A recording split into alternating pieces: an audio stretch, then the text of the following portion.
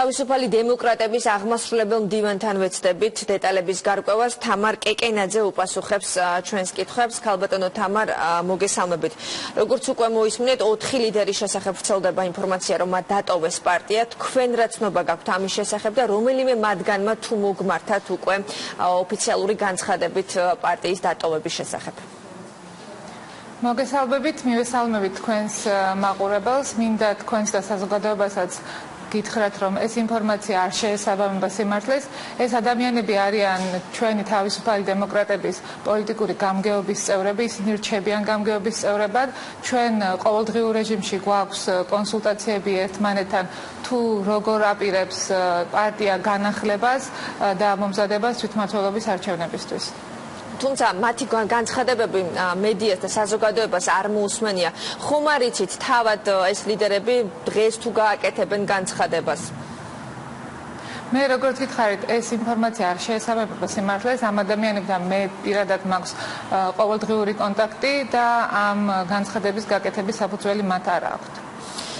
გასაგებია, საინტერესო არის ირაკლი ალასანიას წასვლა, ხომ არ შეიძლება გახდეს იმის მიზეზი, რომ სხვა ლიდერებმა, პარტიის სხვა წევრებმა შემდგომში უკვე დატოვონ თავისუფალი დემოკრატები. ასეთი მოსაზრებაც არსებობს, რომ ირაკლი ალასანიას გუნდიდან გასვლის შემდეგ თავისუფალი დემოკრატების რამდენიმე წევრი დატოვებს უკვე პარტიას.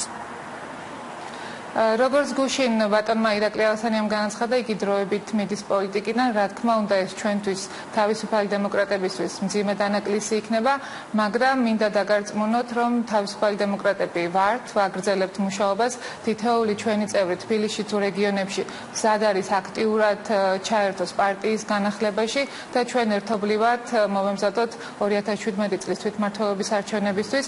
ჩვენ უკვე შემდეგ კვირას კონსულტაციების შედეგად და გეგმის დასახვის შემდეგ უკვე გავაცნობთ ფართო საზოგადოებას ჩვენ გეგმებს. დიახ და კიდევ ერთი საკითხი, ალექსი პეტრიაშვილი, ირაკლი ალასანია გამოეთიშნენ უკვე თავისუფალ დემოკრატებს, ანუ თავისუფალი დემოკრატები ასოცირდებოდა დიპლომატებთან, ასე რომ ვთქვათ, და ამის შემდეგ უკვე საინტერესოა, რა ნიშა ექნება თავისუფალ დემოკრატებს, ანუ როგორი იქნება მათი სტრატეგია, მიმართულება, ხედვები, თუ შეცვლით თქვენ რაიმეს? ჩვენ თავისუფალმა დემოკრატებმა საპარლამენტო არჩევნებით დავამტკიცეთ, რომ ჩვენი გუნდი არის მრავალფეროვანი, ჩვენი მაჟორიტარი დეპუტატები და კანდიდატები წარმოადგენენ სხვადასხვა სფეროს, ჩვენ არ გვყავს მარტო დიპლომატები, ჩვენ გვყავს ბიზნესის სფეროს წარმომადგენლები, სამედიცინო სფეროს და სხვადასხვა სფეროს წარმომადგენლები. ეს ადამიანები თითოეული მათგანი რჩება პარტიაში და ჩვენ ერთობლივად განვაგრძობთ მუშაობას. გამოითქვა მოსაზრება, რომ ირაკლი ალასანია არ უნდა წასულიყო ყოველ შემთხვევაში იქამდე, ვიდრე არ დასრულდებოდა კაბელების საქმე. თქვენ რას ფიქრობთ ამასთან დაკავშირებით და როგორ აპირებთ უკვე კაბელების საქმეში ფიგურანტი პირების, ასე ვთქვათ, მხარდაჭერას?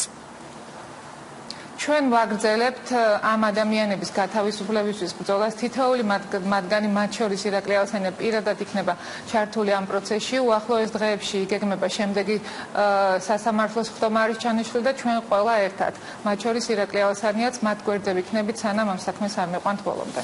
და ბოლო კითხვასაც დაგისვამთ, თქვენ როგორც პარტიის აღმასრულებელი მდივანი, რას უკავშირებთ თავისუფალი დემოკრატების მარცხს?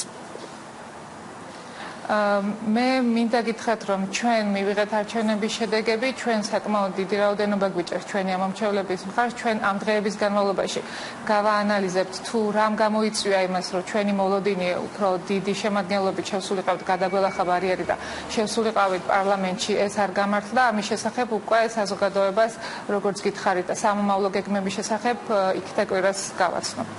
დიდი მადლობა, თავისუფალი დემოკრატების აღმასრულებელი მდივანი პასუხობდა ჩვენს კითხვებს,